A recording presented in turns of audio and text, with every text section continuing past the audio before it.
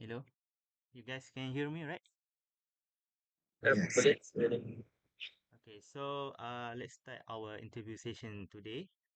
So this is for our ESL material skill, about how we interview a school teacher about how the teacher develop their material skill. So without further ado, let's introduce our teacher, Mr. Taufiq. Can you introduce yourself? Okay. Hello. I'm Taufiq Rosman, age 27, and I'm from Sabah. And currently, I'm teaching in SMK Sandakan, and I've been teaching for around 3 years. Nice to meet you. Okay, nice to meet you, Mr. Taufiq. So, Mr. Taufiq is a new teacher, right? Just 2 years, Yes. 3 years in. 3 years in teaching. Okay, but there's must be a lot of experience in the secondary school or SMK in Malaysia we call it. So surely Mr. Taufiq has a lot of experience with the school student, like how you approach the student through various approach, like preparing the materials, how you socializing with them, right? Okay. Let's continue with our first interview from my group. Starting from the written material, Mr. Mr. Sadiq for reading material. Yeah. Okay, so for our first question regarding reading materials, where do you usually find the stories or articles that you use in class? Okay. So basically, most of the stories or articles that I use in class are from the internet because it's easier for teachers, especially me, to find a variety type of reading materials, formats, and others online. But then I primarily find these reading materials from news articles, for example, like from the BBC, because BBC itself has their own website that caters for teaching English. So I use BBC to as the reading materials for the students. Depends on the level of the students themselves. Okay, thank you. For our next question, if a reading text is too hard for your students, how do you make it easier for them to understand? Um, yeah, because I'm teaching students from various background, various fluency in English.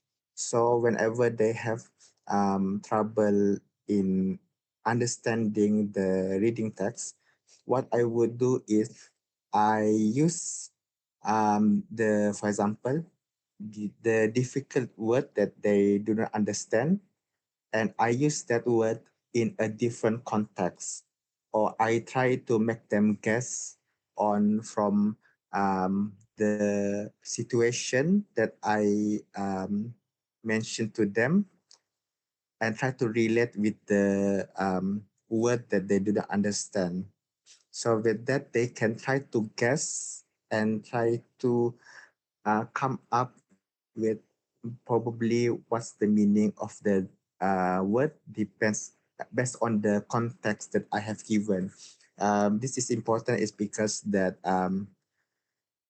in English, usually when we talk to people, most of the some time we don't understand what people say, so we rely on context. Depends on the sentence that they use. Like for example, throughout the conversation, you don't understand one word, then you try to think what the meaning of the word is based on the conversation, and you try to deduce it.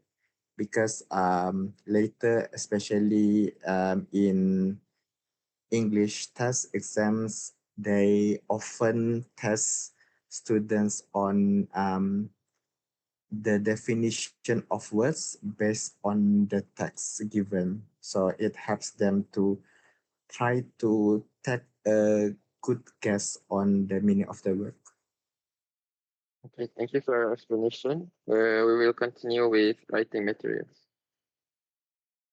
Okay, so we will continue with the part B of our interview session, which is the writing material. So let me present you, um, Mr. Farhan, for the second interview. Hi, Assalamualaikum, Mr. Taufiq. My name is Farhan. So my question for writing material would be, what kind of help do you provide to help the students start writing? Okay.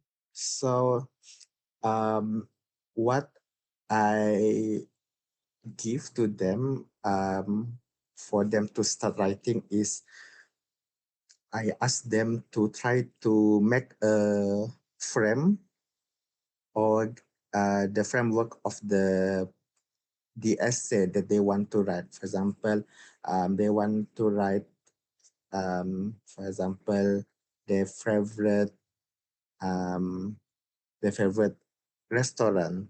So they need to write the frame on what ideas that they would like to tell about the favorite restaurant. For example, where is the location of the restaurant, what food do they serve, um, where is it, and others. And also, other than that, I also help them in giving some words that relates to the writing question. So, for example, like I mentioned, favorite restaurant. So I give vocabulary related to cuisine, related to the restaurant, so that they can try to think of ideas on what they want to write for the essay. All right, thank you. Moving on to the next question. Do you prefer giving students short writing tasks such as email or long one like essay, and why?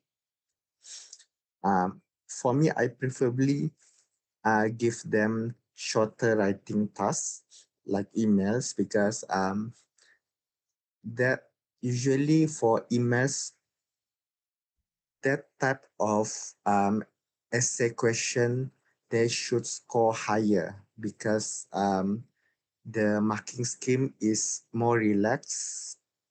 It's not that strict compared to the other parts like part two or part three. Um, and also, even if I teach them on the essay part, I usually just focus, ask them to write only like one or two paragraph instead of writing the whole essay because when teaching usually I only get to teach them for 1 hour. In one day, I only teach them 1 hour, and 1 week would be 3 times. So I don't really have that much time to teach them the whole structure in one lesson. So with that, I ask them to focus on one or two main points, and then after that, I try to um, evaluate the essay or the draft that they have written on the spot so that they would know um, what they can fix because later on if they would want to write the essay further it will should be have a similar structure like the previous paragraph that they have written. So with that, yeah, that's I prefer shorter writing tasks than longer ones. All right, thank you, Mr. Taufiq. Moving on to the next question. Okay, moving to the third material, which is the listening material. I will present you Mr. Putra for the listening material. Um, yeah, let's welcome Mr. Putra. Okay, hello, Assalamualaikum. Can you listen to me, Sir Taufik? Okay, Yes. all right, okay. So my name is Putra Abraham, and I'll be asking you for the listening materials. So as you all know, teachers these days use lots of digital medias when it comes to teaching. So for the first one is, do you mostly use videos such as YouTube or just audio recordings for listening practice? Okay, so for listening materials, I mostly use videos because that's the one that is more accessible to find online rather than audio recordings. So also with YouTube, there's a lot of short videos that they can watch and they can listen on the topic that they are talking about, and from there I can ask them what's the main topic of the video, what that what the person said, and try to guess the eventual the event after the video ends, something like that. I see. All right. Okay. So for the second question, how do you make sure the students are actually paying attention while the audio is playing when it comes when you are teaching them? Okay, so for listening materials, when teaching listening, we as teachers need to give the questions first before playing the audio or video. With that, the student can read the question first and see what the question is asking about. And with that, they can focus on some of the keywords that they need to look out when listening to the audio. So that's what I do to make sure the students pay attention for the audio. Thank you, Sir Taufik, for sharing the valuable information. So we'll be moving on for the next material, which is grammar materials. Okay, so for the next interview session, which is the grammar materials, we will continue with me, Muhammad Najwan bin Martadza. So I'll be asking about the how you develop the grammar material. So starting first, the question is, do you use game or activities to teach grammar, or do you prefer using the textbook exercise?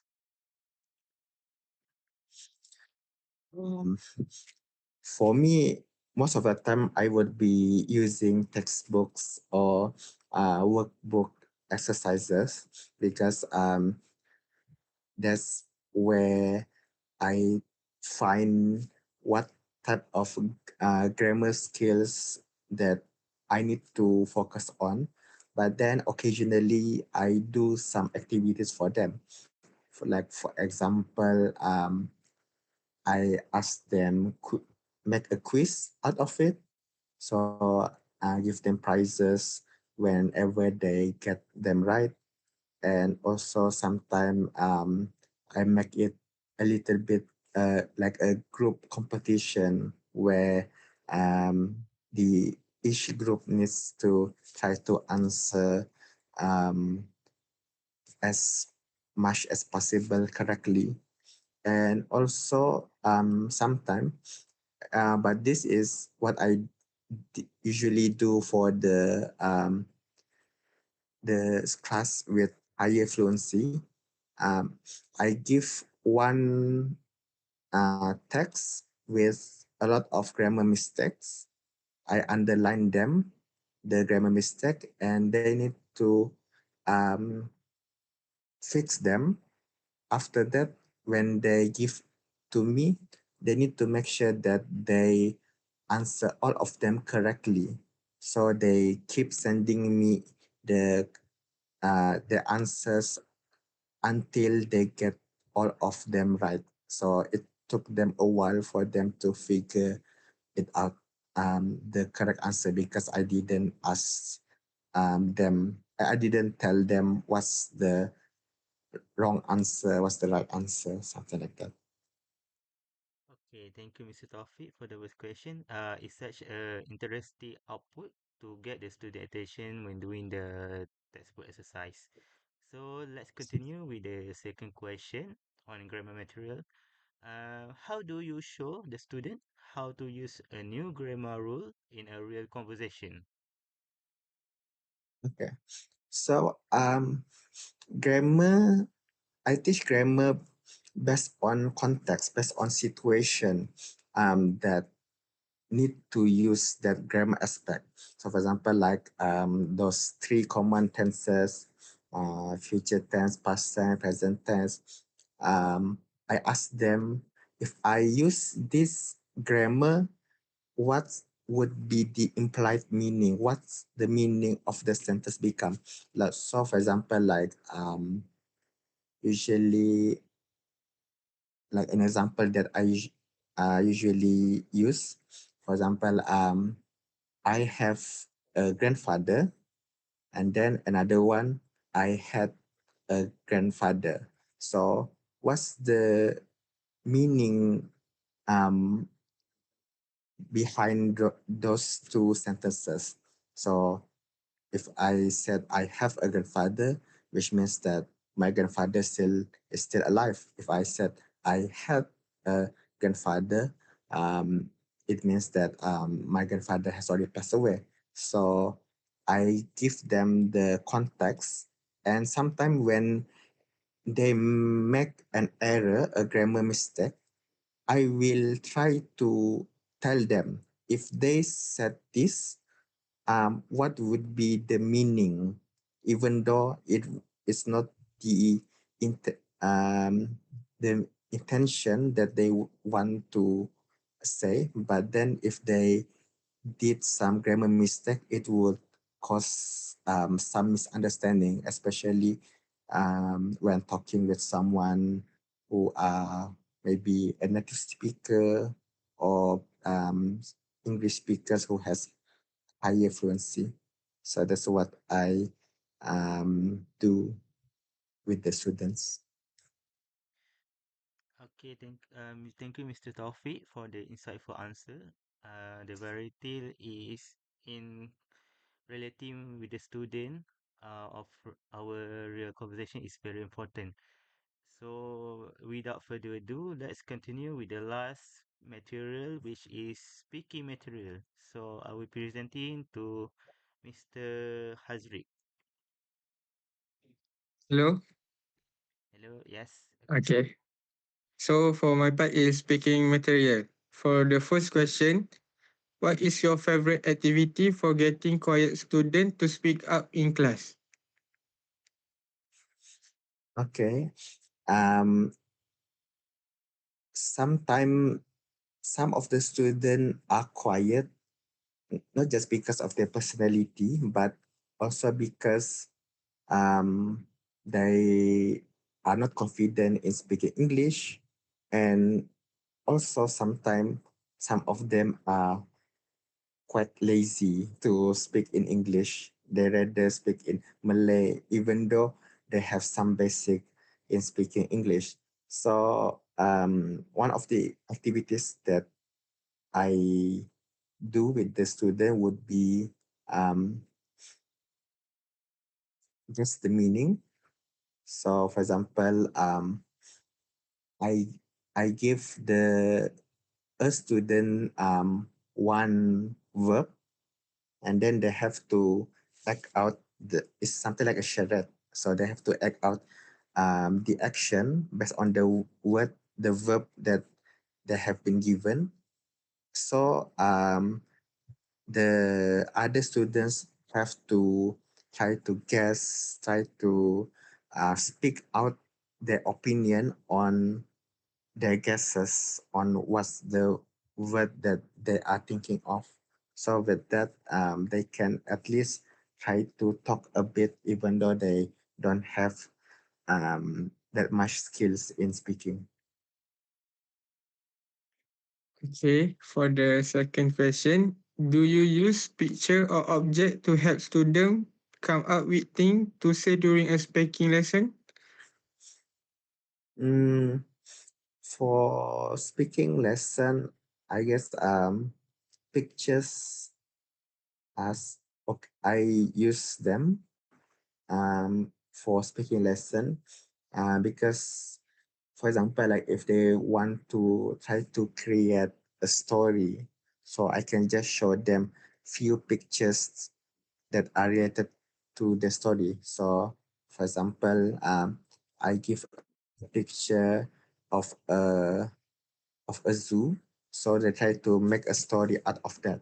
So with that they can try to get some ideas because especially during speaking exams, speaking tests, um, some one of the speaking test question is they need to try to create a story based on few pictures that have been given to the student.